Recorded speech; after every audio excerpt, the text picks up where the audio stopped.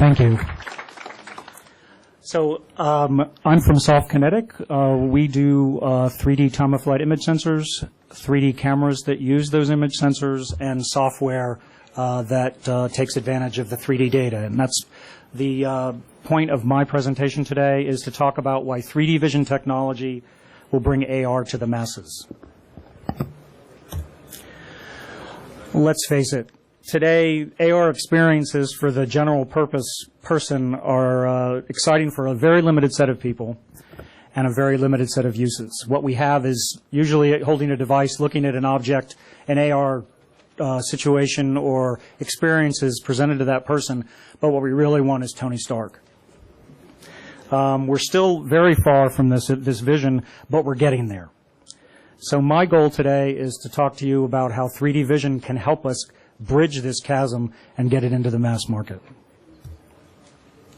Let's first define what 3D vision is. So simply, it's the ability to sense the world in 3D. That's simply. Now a little more complicated and a little more specifically, it's the ability to capture and analyze enough information to perceive and understand the static or dynamic, rigid and non-rigid objects, and the complete environment in 3 dimensions. To sense this world in 3D, it requires a device to create a 3D point cloud and software to process that 3D data and make sense of it. At Softkinetic, we create a whole solution that can help with this AR problem. One is we create a 3D image sensor, time-of-flight image sensor for those of you who don't know our technology. We create 3D cameras that incorporate the 3D depth sensor. And then we produce 3D middleware and algorithms that take advantage of that 3D data and make sense of it. So the first step in acquiring this 3D data is to get the distance to each of the objects in the scene. Now, the resulting point cloud doesn't make a whole lot of sense, because what you really want is you want to be able to make a relationship between all the points in the cloud, So we need to add software that extracts relevant information out of the 3D point cloud, and to add new objects into the scene. And sensing these 3D objects now, you can tell the shapes of objects, people, and rooms. You can also then gauge the scale and the proportions between each of the objects. And then you can sense the movement of rigid and flexible objects. And all 3 of these are needed to be able to produce the 2 goals that we see in AR, which is number 1 is to provide photorealistic augmented reality interaction, and 2, a natural interaction between the user and an AR device. In the software realm, the shape and scale are found by 3D scanning and reconstruction software. This provides coherency between surfaces, sizes of objects, and also the distances between real-world objects. Then, by also acquiring that same 3D data at high speed, we can track the movement of objects, such as a human body or human hands.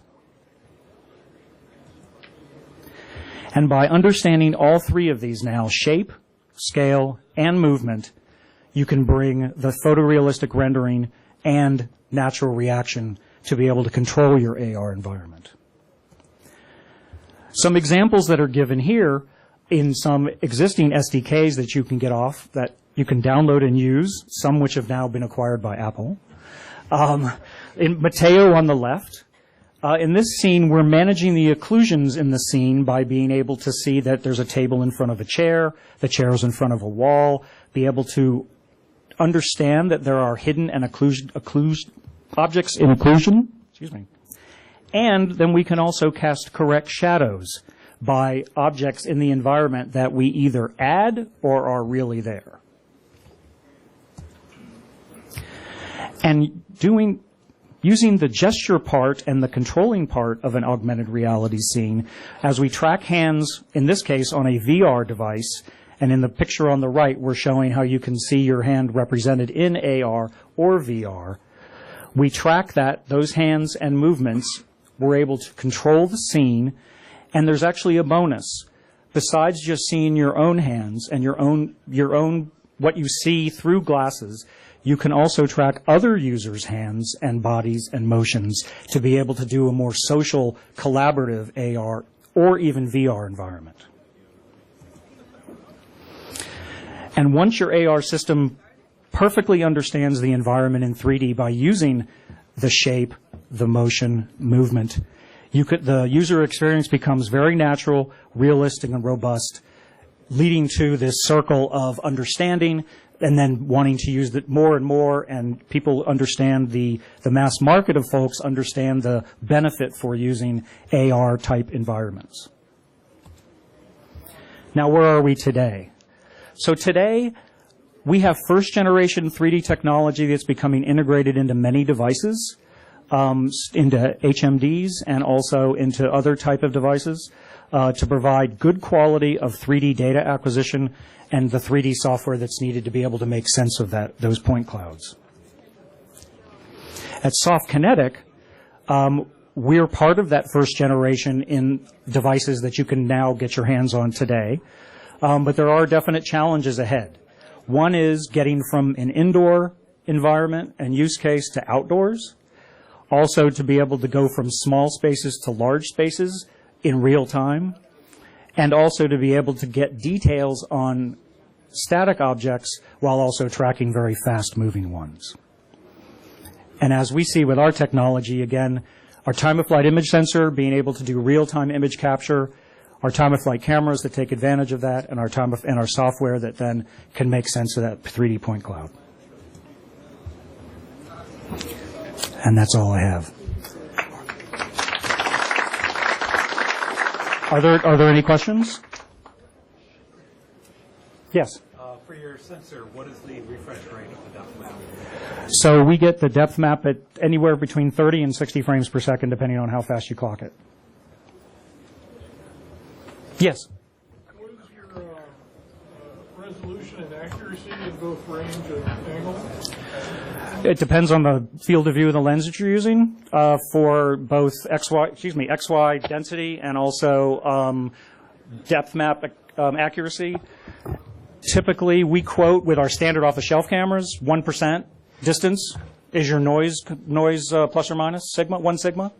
So if you're at a meter, you'll get plus or minus 1 centimeter of your distance measurement.